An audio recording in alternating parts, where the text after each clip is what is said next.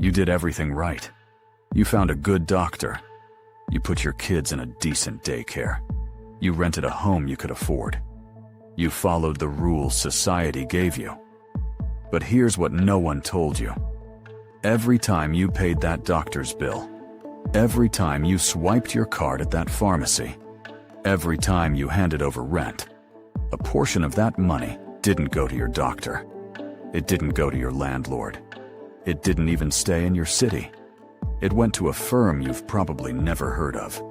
A firm with no hospital, no apartments, no employees you'll ever meet. Just capital and a strategy.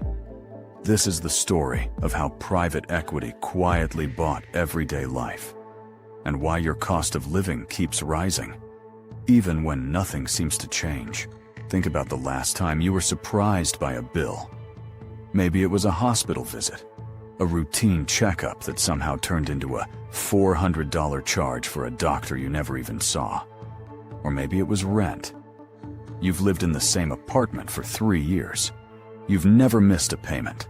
And one day, without warning, your rent goes up by $250 a month. Or childcare. The wait list at your local daycare is 18 months long. When you finally get a spot, the monthly fee is more than your car payment and your grocery bill combined. These aren't random inconveniences. They're not bad luck. In the United States today, private equity firms own more than 4,000 hospitals and medical facilities.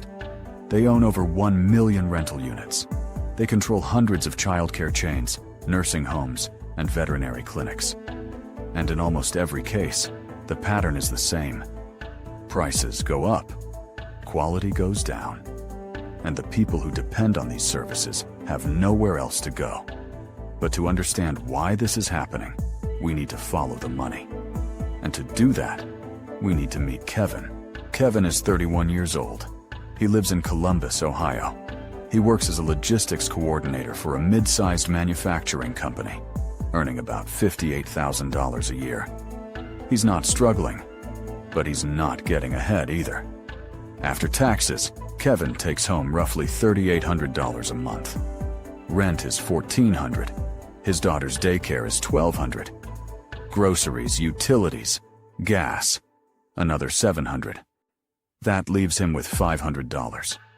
$500 for emergencies, for savings, for anything unexpected. Then, one Tuesday in March, Kevin's daughter gets sick. He takes her to the pediatric urgent care clinic a mile from his apartment. He's been there before. It was always fine. A small local practice that felt personal. But something is different now. There's new signage, a different logo on the paperwork. The doctor he used to see isn't there anymore. 3 weeks later, Kevin gets a bill for $480.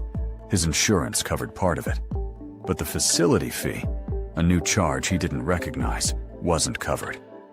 Kevin calls the number on the bill. The person on the line is polite, but there's nothing they can do. He asks who owns the clinic now. There's a pause. The answer is a holding company, based in Delaware, with no public address. Kevin had no idea his neighborhood clinic had been sold. Most people don't. So what exactly is private equity? At its core, it's a fund. A pool of money assembled from very wealthy investors. Pension funds, university endowments, billionaires. These funds don't trade on the stock market. They aren't subject to the same regulations as public companies. And ordinary people like you and me cannot invest in them. Their model is simple. Buy a company, make it more profitable, sell it a few years later. In theory, that sounds reasonable. In practice, what more profitable means, and who pays the price for it, is where the story gets complicated. Here's the first hidden rule. Private equity doesn't buy businesses to run them. It buys them to extract value from them. This is how it works. A private equity firm raises money from investors, pension funds, endowments, wealthy individuals. Then it uses that money, combined with borrowed money, to buy a company. This technique is called a leveraged buyout. The key detail is this. the debt doesn't stay with the PE firm. It gets transferred onto the company that was just acquired.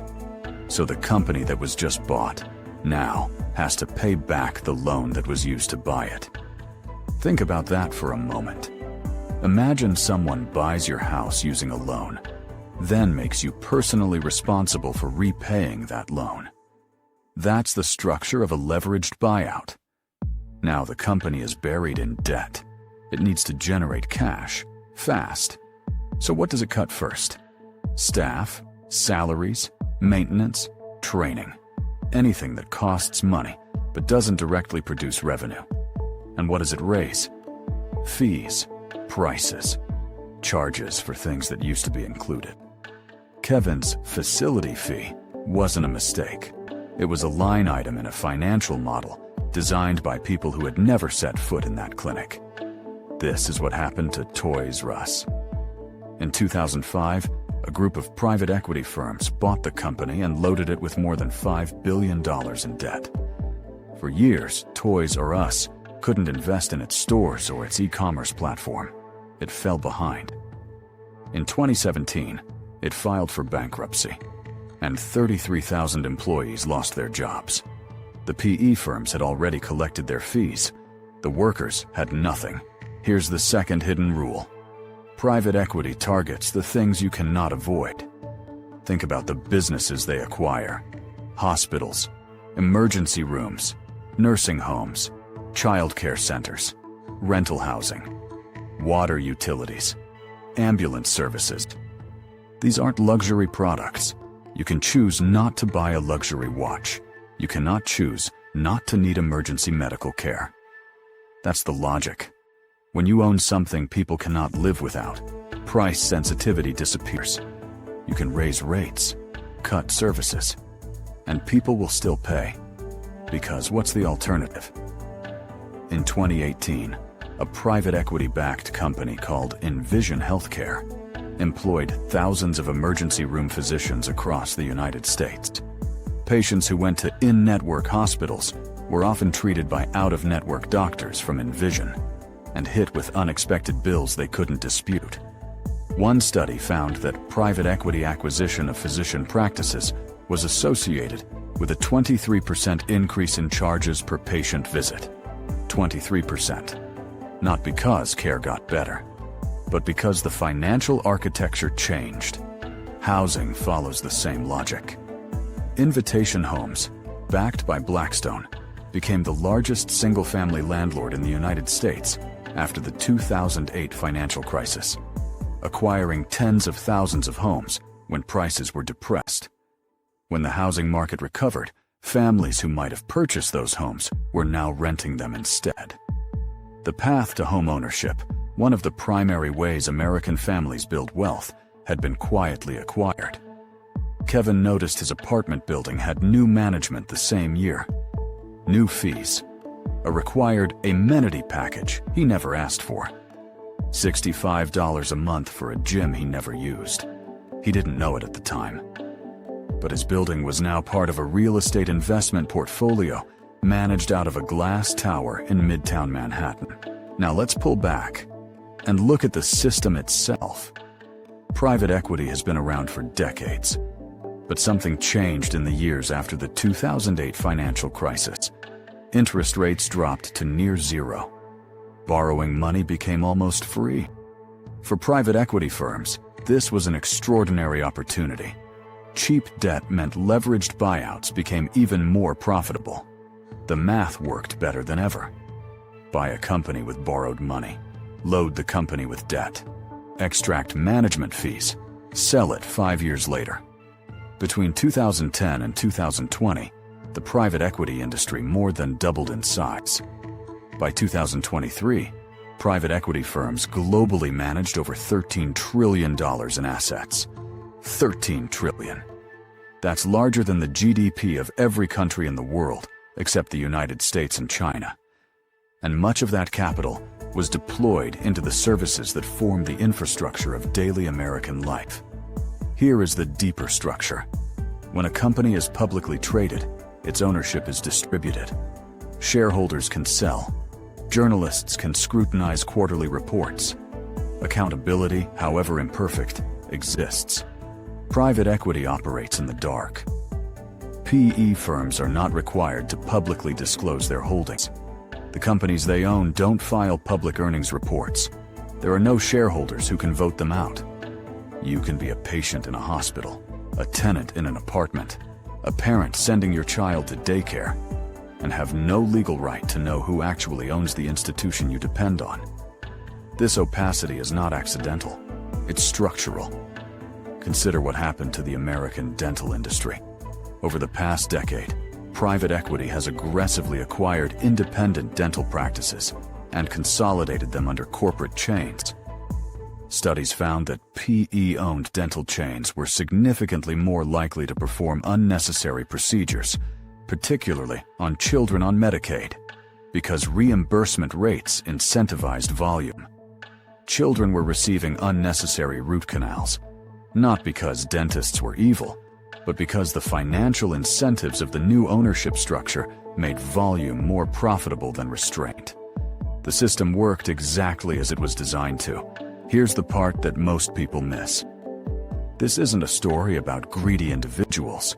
The pension fund manager who invests in private equity is trying to secure retirement income for teachers and firefighters.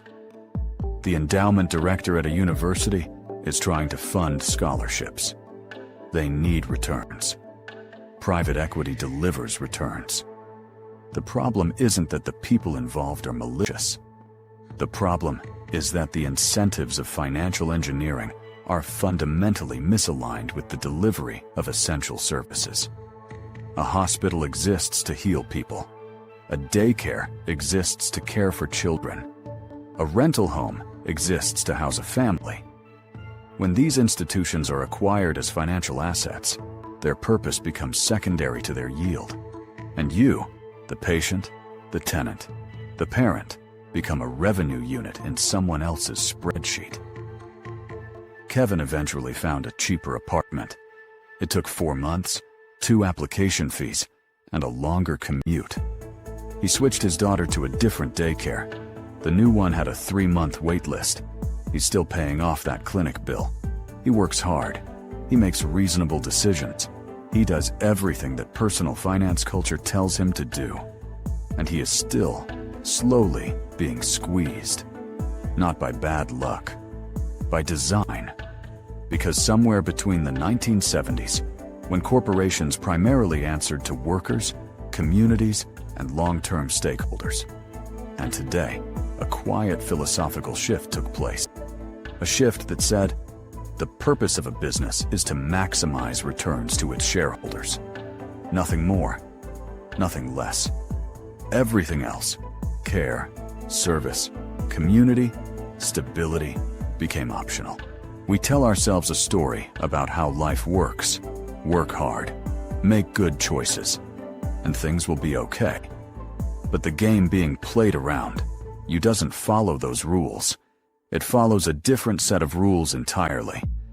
Rules that were written by people with access to capital, legal structures, and political influence that most people will never have. When the infrastructure of your life, your healthcare, your housing, your childcare, becomes a financial instrument, you are no longer a citizen navigating a society. You are a consumer, trapped inside an asset. And the most important thing to understand is this.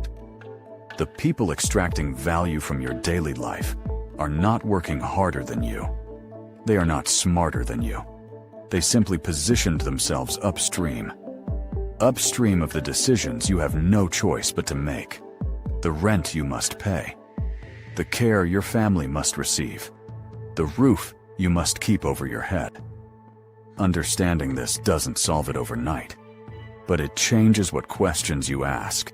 It changes who you hold responsible, and it changes what you demand. Because the first step to changing any system is understanding how it actually works.